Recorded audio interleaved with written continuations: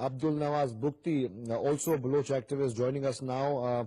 Mr. Bugti, the fact that this new video has surfaced, this new video in the Pashini area of Balochistan, and the claim, of course, by Baloch activists like you is this is oppression of the Balochis by the Pakistani army and targeting civilians as well.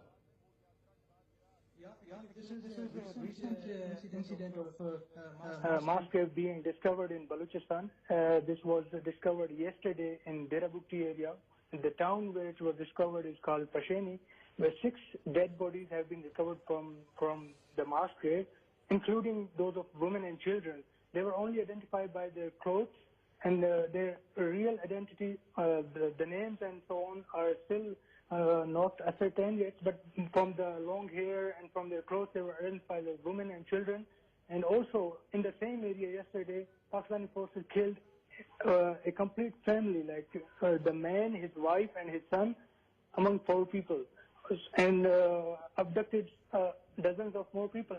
At the same time, they were killing in the south of Balochistan, in Avaran district, they were killing innocent civilians.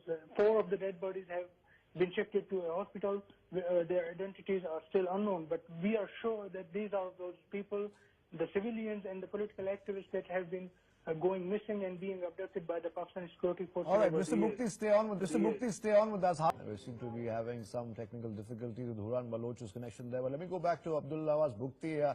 Mr. Bugti, we are, like I mentioned before, Baloch activists and of course the government in exile, as they claim to be, will take this again to the International Court at The Hague.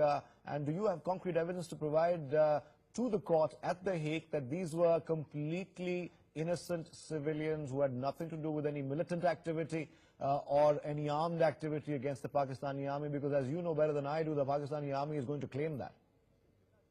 Of course, we do have evidence, such as these videos. We have a lot of such videos, and we have a complete list of the victims that have gone missing and later turn up dead, and their bullet-riddled dead bodies have been discovered. We have a record of political activists who have been on the record democratically struggling and for their rights, and they have been going missing, and their bullet-riddled bodies have been recovering days or months or maybe sometimes even years after their abductions.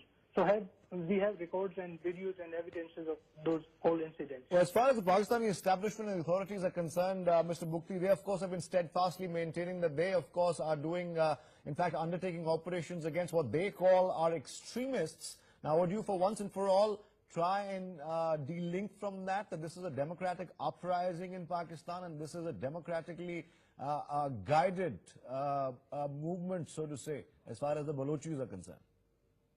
Definitely, we have given a simple solution to this concern or whatever the Pakistani claims are. So we just demand that international community and the international human rights organizations and the international media should be allowed to visit and report from Balochistan independently of Pakistani pressure and the pressure from Pakistani forces and security establishment. That can itself prove the international media, the international organizations can themselves see and report what is actually going on the ground. The reality on the ground is that Pakistani forces are committing a genocide of Baloch people in order to loot and plunder the land and resources of Baloch people, and now the Chinese government and the Chinese international companies are also becoming a crime partner in that genocide. Now, you of course have mentioned that the Chinese of course have increased economic activity in Pakistan. Of course, some of their business interests also pass through the Baloch province, the Balochistan province as well. Would you then try and exhort the Chinese as well, who are a part of the international community, to try and desist from linking themselves or their economic interests with Pakistan, especially the Pakistani military establishment and the Pakistani army? Of course, we have. I myself represent Balochistan Republican Party in the United Nations Human Rights Council, and we have been highlighting these issues. And to the Chinese government also, we have been highlighting and exposing the crimes that Pakistani forces are committing there, and we have been making it very clear to the Chinese government and to the international community that nothing, whatever the reason or whatever the purpose of those investment is, but they cannot succeed without the consent of the Baloch people. And if you are going to kill and suppress the Baloch people and their political and democratic rights, then you're not going to, maybe you will finish an economic corridor successfully under the full security of the army, but you cannot maintain it in the long term. So it is not going to be a successful project if it is not according to the wishes of the Baloch people. Now, you of course are from the BRP, the Balochistan Republican Party, and I'm going to take you once again back to what the Pakistani official establishment is claiming, of course. They say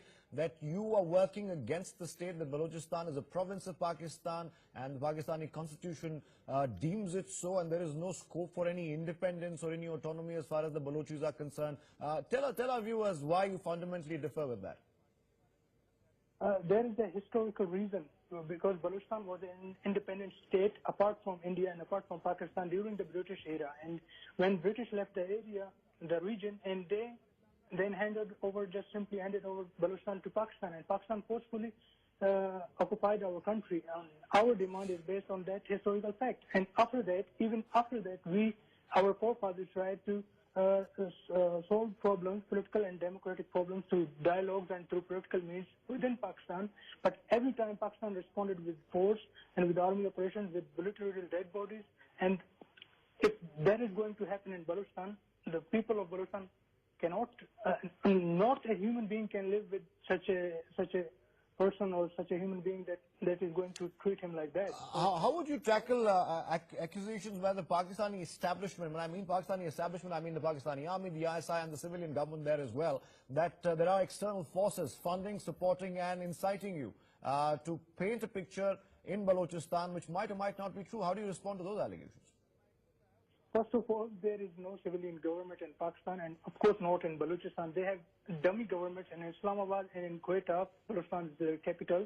And especially in Balochistan, they select people just from anywhere and they put them in CM office or any other place they call civilian government. And then there is the parallel government. Actually, the real government in Balochistan is of Pakistan Army and other security forces that are operating there, especially the ISI, FT and the Army. So they are basically doing, and they have a simple strategy: kill people, loot their resources, and occupy the land, and deny them their own rights, including the right to political struggle. So that is what's going on in Balochistan for the last 50 years. All right, so you're suggesting that there are some sort of special powers to the armed forces that have been given in Balochistan, and those are inimical really to any political or democratic activity, and these special powers is what gives the Pakistani army powers to kill people and then get away with it.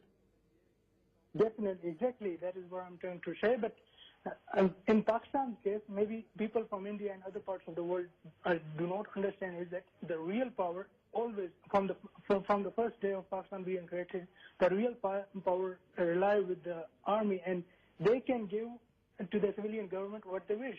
And in Islamabad as well, we have nothing to do with Islamabad and what kind of government is in Pakistan. But then, to prove the fact and prove the argument that I'm trying to make is that army is the real force in Pakistan, whether it is in Islamabad or in Balochistan. And in Balochistan, they have only a dummy civilian government that has been elected in 2013 with 3% of vote. 97% of the people of Balochistan boycotted the so-called democratic elections of Pakistan in 2013. All right, so Abdul Bugti there, the Baloch spokesperson of the Baloch Republican Party, saying that special powers given to the Pakistani army is the real cause and consequence, really, of terrible genocide that happens on the civilian population because of the special powers given to the army in Balochistan. Thank you, Mr. Bugti, for joining us.